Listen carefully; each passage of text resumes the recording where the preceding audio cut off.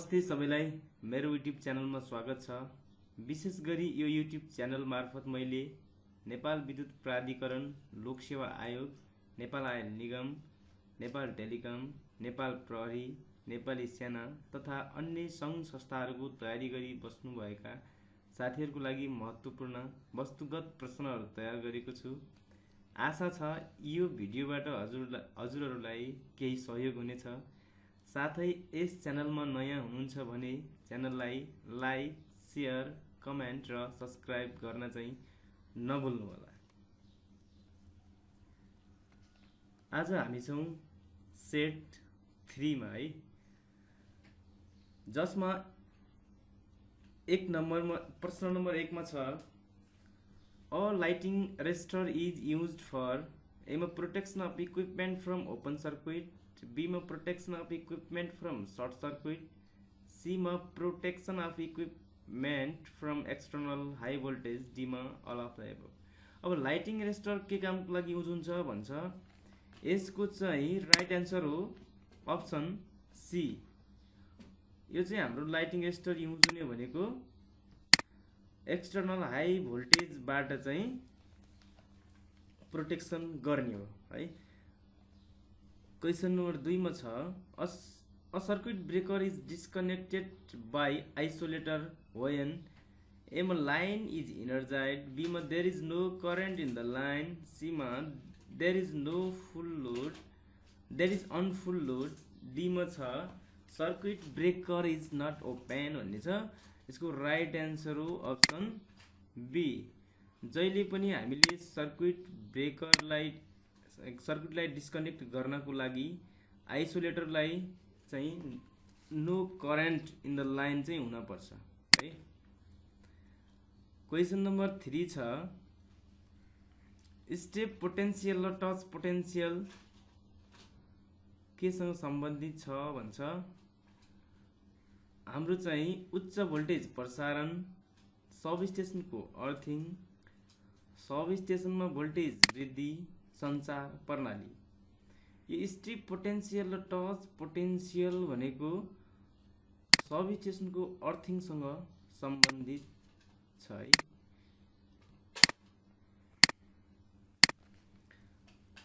चारमा छ सर्किट ब्रेकरलाई सञ्चालन गर्ने उपकरण कुन हो?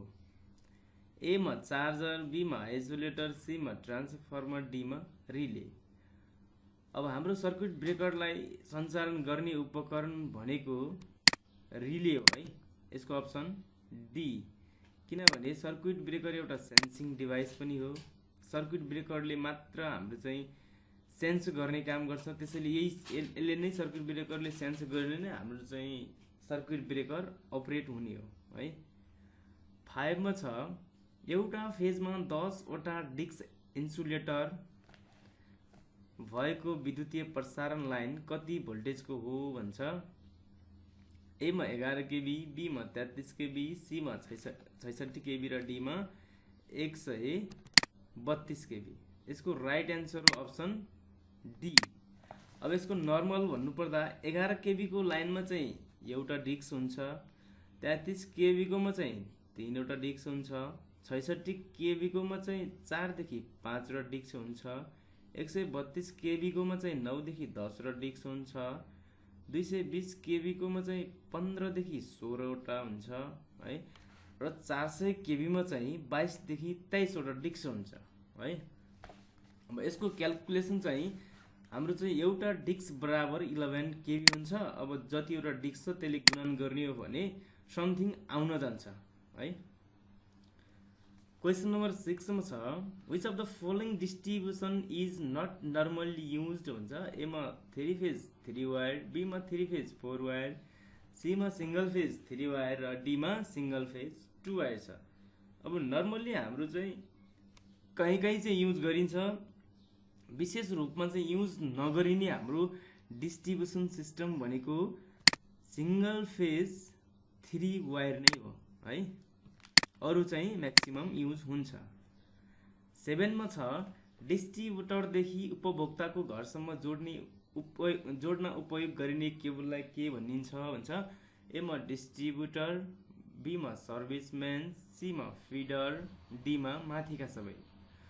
अब यसमा चाहिँ डिस्ट्रिब्युटरदेखि उपभोक्ताको घरसम्म जोडिने हाम्रो केबल हुन्छ नि, त्यो कालो टाइपको केबल, त्यसलाई चाहिँ हामी सर्भिसमेन्स भन्छौँ है। यसको राइट एन्सर हो अप्सन बी। यसको राइट एन्सर अप्सन बी। त्यसै गरी 8 नम्बरमा छ best practicable material for a fuse wire is एमा एल्युमिनियम, बीमा कपर, सीमा आइरन र डीमा टिन छ। अब यो चाहिँ फ्युज वायरको लागि एकदम बेस्ट मेटेरियल भनेको चाहिँ हाम्रो टिन हो, त्यसैले यसको अप्सन चाहिँ डी हुन्छ है। अब त्यस्तै गरेर सबभन्दा राम्रो चाहिँ टिन हो, त्यसपछि भनेको लिड हो, त्यसपछिको जिङ्क, त्यसपछि एल्युमिनियम, त्यसपछि सिल्भर र लास्टमा भनेको चाहिँ हाम्रो कपर। यो केसमा है, यहाँ अप्सनहरूको केसमा चाहिँ कपर भनेको लास्टमा हुन्छ। अब फ्युज वायरको लागि त हाम्रो आइरन चाहिँ युज गरिँदैन। 9 मा छ ट्रान्सफर्मरको वाइन्डिङको स्टार पोइन्टलाई जमिनसँग जोड्ने कामलाई के भनिन्छ भन्छ। एमा ट्रान्सफर्मर अर्थिङ, बीमा सिस्टम अर्थिङ, सीमा प्रोटेक्सन अर्थिङ, डीमा माथिका सबै। ट्रान्सफर्मरको वाइन्डिङको स्टार पोइन्टलाई जमिनसँग जोड्ने काम भनेको सिस्टम अर्थिङ हो है। यसलाई चाहिँ हामी सिस्टम अर्थिङ भन्छौँ। यहाँबाट चाहिँ हामीले न्युट्रल निकाल्दछौँ। 10 मा छ शाब्दिक रूपमा भनेको चाहिँ पेरियोडिकली रूपमा गरिने टेस्ट कुन हो भन्छ। पेरियोडिकली टेस्ट भनेको चाहिँ प्रिभेन्टिभ मेन्टेनेन्स पनि भन्ने गरिन्छ होइन। यो चाहिँ repair test, maintenance test, manufacture test र अल अफ द एबभ। यसको राइट एन्सर हो all of the above, option D. किनभने यो चाहिँ हाम्रो सबै टेस्टहरू यो पेरियोडिकलीमा चाहिँ इन्क्लुड हुने गर्दछ। 11 मा छ the delay fuse are use for the protection of. Delay fuse भनेको चाहिँ हाम्रो यसमा अप्सन ए मा छ मोटर्स, बीमा पावर आउटलेट सर्किट, सीमा फ्लोरेसेन्ट ल्याम्प, डीमा लाइट सर्किट। अब डिले फ्युज भनेको चाहिँ हाम्रो मोटरलाई प्रोटेक्सन गर्नको लागि युज हुन्छ है। यसको राइट एन्सर अप्सन ए। अब क्वेसन नम्बर 12 मा छ electrical injuries are commonly caused by के कारणले हुन्छ भन्छ। इलेक्ट्रिकल इन्जुरियस एमा अनसेफ इक्विपमेन्ट, बीमा अनसेफ इन्भाइरोमेन्ट, सीमा अनसेफ वर्क प्र्याक्टिस र डीमा अल अफ द एबभ। यसको चाहिँ राइट एन्सर हो माथिको सबै है। Right answer option D. त्यसै गरी हाम्रो 13 नम्बरमा छ करेन्ट ट्रान्सफर्मरलाई सञ्चालन गर्दा सेकेन्डरी सर्ट सर्किट गरिन्छ किनभने यसले एमा चाहिँ कोर म्याचुरेसन र उच्च भोल्टेज इन्डक्टेन्सलाई व्यवस्था गर्छ, बीमा मानवलाई सुरक्षित राख्छ, सीमा प्राथमिक सर्किट बचाउँछ र डीमा तापमानलाई सीमाभित्र राख्छ। यसको राइट एन्सर हो हाम्रो करेन्ट ट्रान्सफर सिटीको चाहिँ सेकेन्डरी साइड सर्ट गरिने भनेको तापमानलाई सीमाभित्र राख्नको लागि पनि गर्ने गरिन्छ है। 14 मा छ कालीगण्डकी ए जलविद्युत केन्द्रको जडित क्षमता चाहिँ कति हो भन्छ। अप्सन ए मा 60 मेगावाट, बी मा 90 मेगावाट, सी मा 140 मेगावाट र डी मा 100 मेगावाट। यसको राइट एन्सर हो अप्सन सी। कालीगण्डकीको जडित क्षमता भनेको कति छ भन्दा 140 मेगावाट। 15 नम्बरमा छ the standard of supply voltage for general consumer is डड इन 3 फेज। ए मा 230 भोल्ट, बी मा 400 भोल्ट, सी मा 3.3 केबी र डी मा 11 केबी। अब स्ट्यान्डर्ड भोल्टेज चाहिँ हाम्रो सप्लाई भोल्टेज जेनरल कन्ज्युमरको लागि 3 फेजबाट जाने भनेको चाहिँ हाम्रो 400 भोल्ट हो है। यसको राइट एन्सर हो अप्सन बी।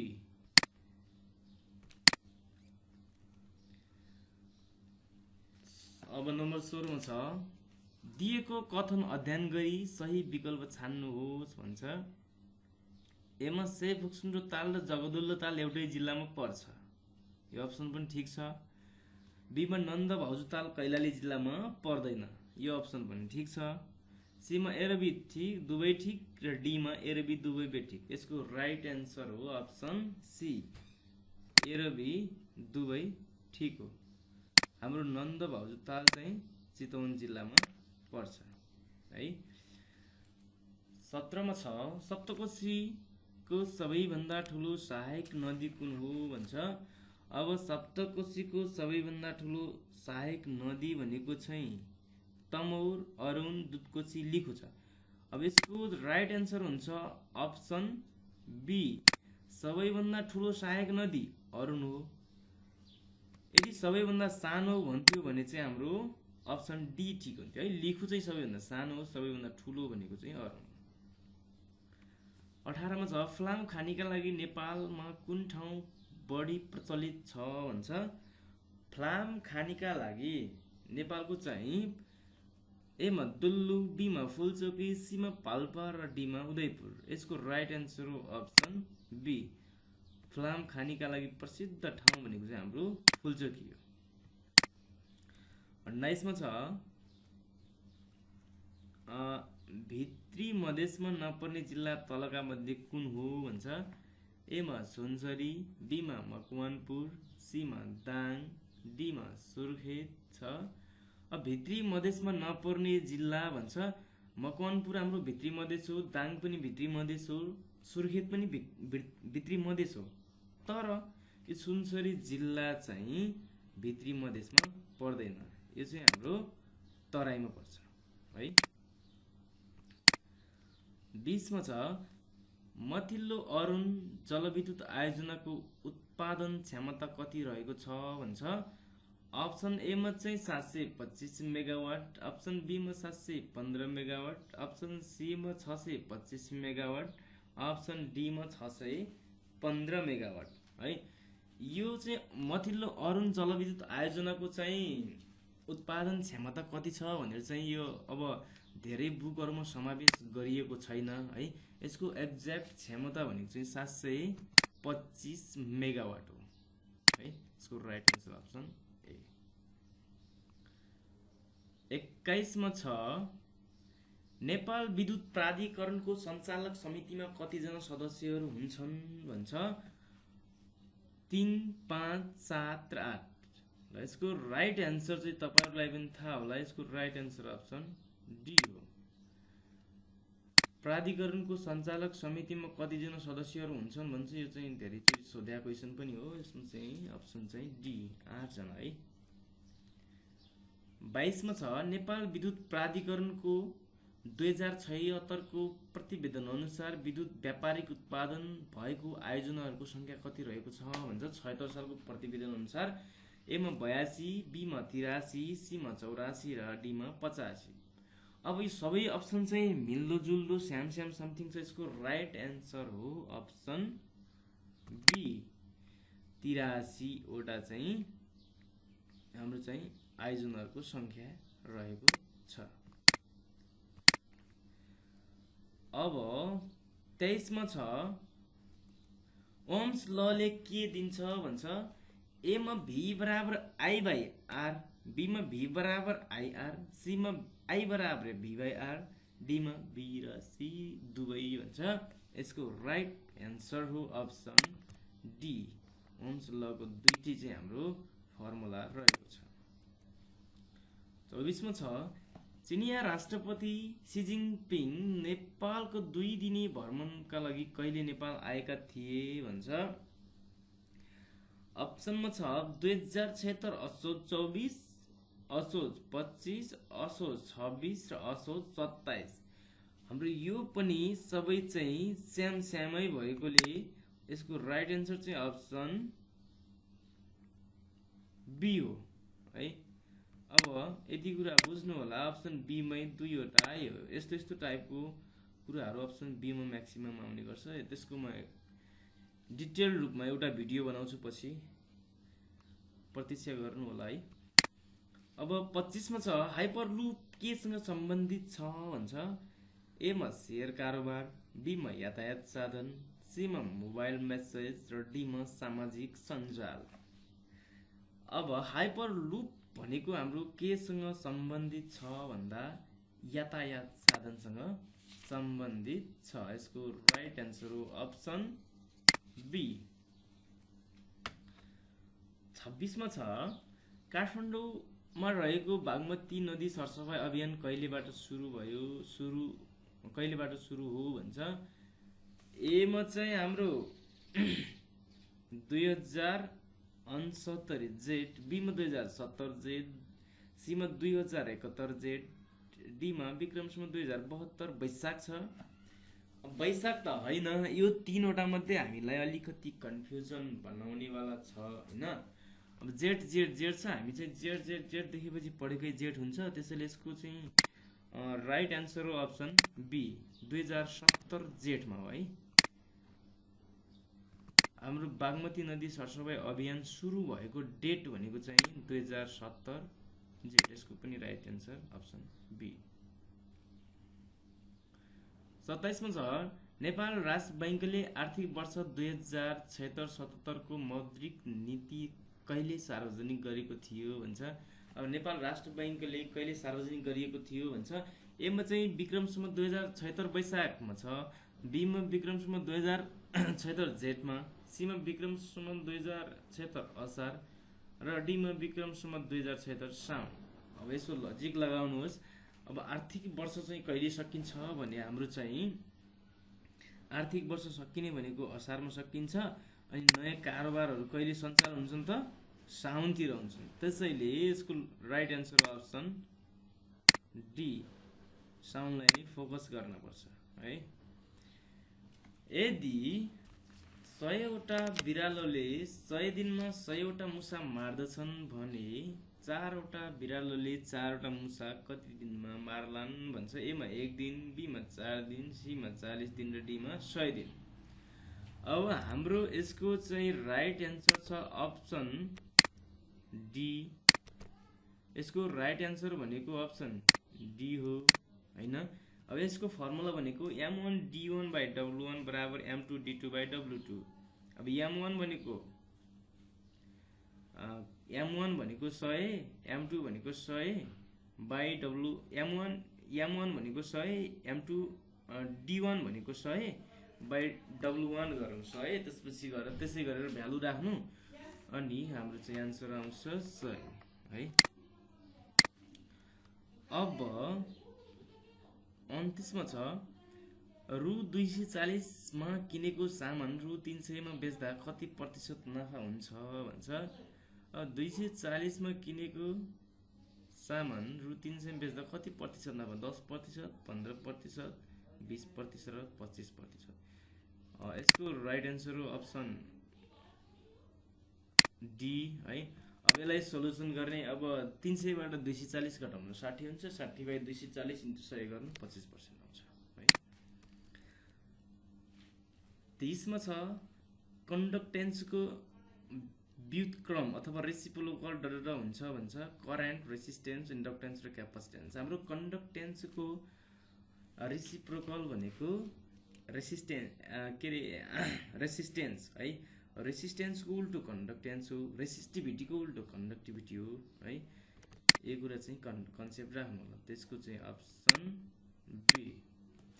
अब यो थियो हाम्रो लोक सेवा आयोग नेपाल विद्युत प्राधिकरण हैन, प्राविधिक इलेक्ट्रिकल चौथो फोरम्यान पदको लागि चाहिँ 2076 साल 8 महिना 20 गते सोधेको क्वेसनहरू थियो है।